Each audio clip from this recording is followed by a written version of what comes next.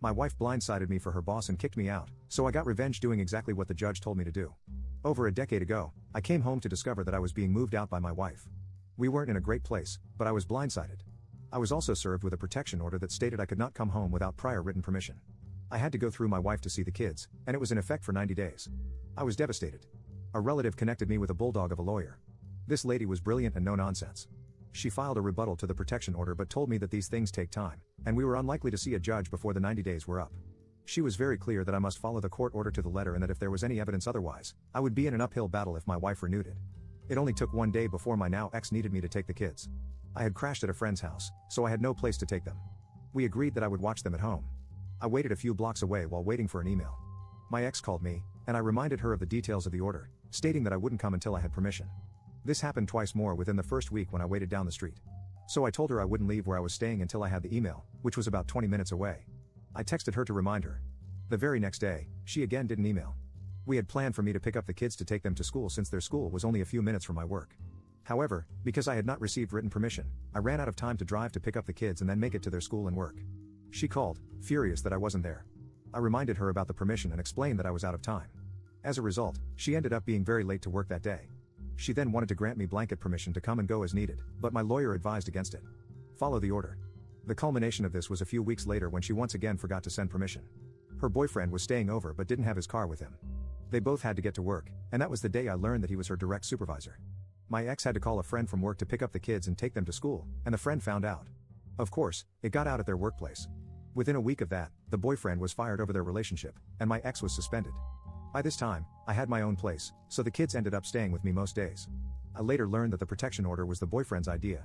My ex was quite mad about it as it turned into evidence that I wasn't a threat to her or the family, and the judge was quite harsh with her over it when we settled for support and parenting time. She called it intentional and harmful parental alienation. Sucks to suck, doesn't it? Update 1. A decade ago, my then wife, now ex-wife, began a relationship with a guy and kicked me out of my house. The boyfriend was instrumental in blindsiding me and planning on how to keep me from my own kids. Ever since, I've kinda hated him. I've always been polite and respectful with the boyfriend because he'd become my kid's stepdad. But I swore that if ever I had the chance, I'd get back at him. I figured it would be something petty, but then he gift-trapped my revenge, and I've been running with it for almost 3 weeks now. My kids are mostly grown now, some in university, some in grade school. The university kids live with me while the high school ones still go back and forth with their mom. I'm also remarried now. My wife and I each have our own vehicles, but my wife owns and insures a minivan for when we all go somewhere together. The kids are free to use it too, as only one of them has a car. We only have one set of keys, so I put an air tag on it. It's a little transponder that tracks its location. I put it on there in case the keys were lost. About 3 weeks ago, one of my older kids took the van out for the night but ended up staying at his mom's on the couch. Around 7 a.m. the next day, another kid asked to use the van. I pinged the air tag only to find out it was hours away in an industrial section of another town. I was quite concerned about why my kid was out there. I called him up, and he was at his mom's where he said he'd be. He had no idea the van was missing. I called the police and gave them the location of the van. Within 20 minutes, they had stopped the van, and the driver said he had permission to use it. Lo and behold, it's my ex-wife's boyfriend. The police weren't very interested in detaining him as it would be easier for him to just drive the van back to our town, and we could sort it out here. However, it wasn't my van, nor was he listed on the insurance to drive it, so I asked that it be impounded. In Canada, we can't press charges, but I was adamant that this was theft and that I wasn't going to let it go. Since the guy was out of town with no ride, the police did end up detaining him, probably because it was easier. I was given info for the yard where the van was impounded, and since we had the next day off, my wife and I drove out to the yard to pick it up. When we got there, I first checked for any damages since it was sitting a little low. The outside didn't have any problems, but when I checked inside, I found that it was loaded with industrial fasteners and cable, think seismic mitigation. Turns out, the boyfriend used my wife's van to pick up stuff for work. My wife turns on her heels and walks to the office. I had to jog to keep up. She then asks who has access to the van. They say they have the only set of keys, so my wife is assured that only she or I can get access to the van. At this point, I get where she's going with this. I tell them, okay then, make sure you don't give the keys to anyone else if they show up. I had $35 with me, so I gave it to them as a tip. They promised me that no one would get in there, and they actually moved the van into a secured area within the yard.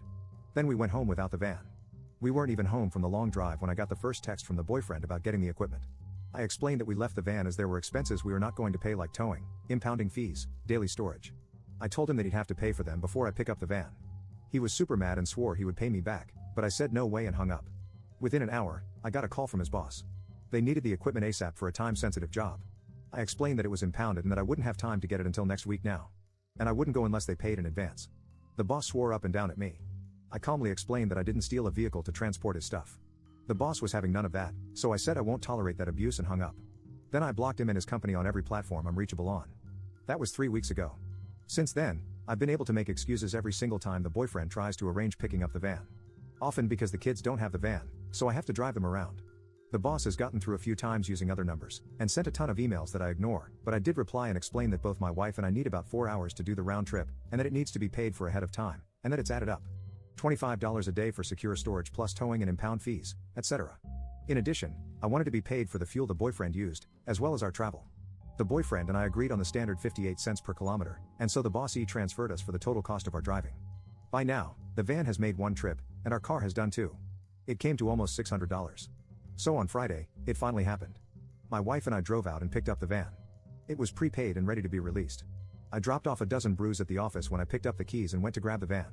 However, I wasn't going to transport their stuff personally, so I arranged for it to be held at the yard at the same rate as a vehicle, unloaded it, and left right before it closed for the weekend. I got a call from the boyfriend asking when he can come by with a work truck to get the stuff. I told him it's still at the impound almost 2 hours away, and that the office opens Monday at 9. There was only silence on the other end, so I hung up after about 10 seconds. Through this, I've been getting vague updates from my ex, who I've got a good relationship with now. She was livid with her boyfriend and was clear with me that any and all consequences were squarely on him. He's kept his job, but is missing the next pay increase and is not getting his year-end bonus. Ex said they're way too short-staffed to let him go, but he's in the doghouse at home and at work. Got him, lol.